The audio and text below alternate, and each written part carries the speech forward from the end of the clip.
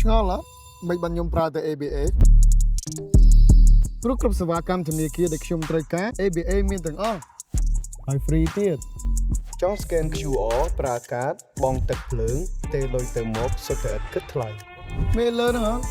មាន ABA លើពីសេវាធនាគារទៀតពេលខ្ញុំចង់បង្ហាញក្តីស្រឡាញ់ទៅកាន់មនុស្សពិសេស and my number one fan ABA Mobile មានមុខងារកាដូញ៉ា gift card បង្ហាញពីទឹកចិត្តភ្ជាប់ជាមួយពាក្យជូនពរដ៏មានន័យ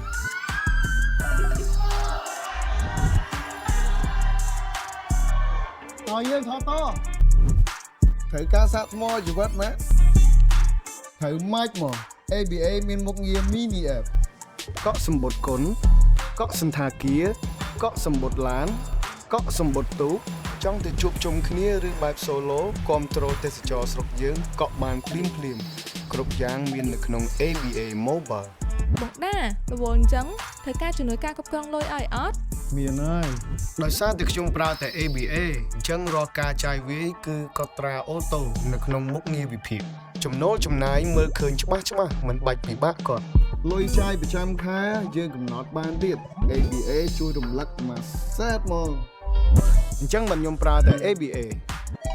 Mobile សុវត្ថិភាពខ្ពស់តែងតែឈានមុខពេញនិយមទូទាំងប្រទេសកម្ពុជា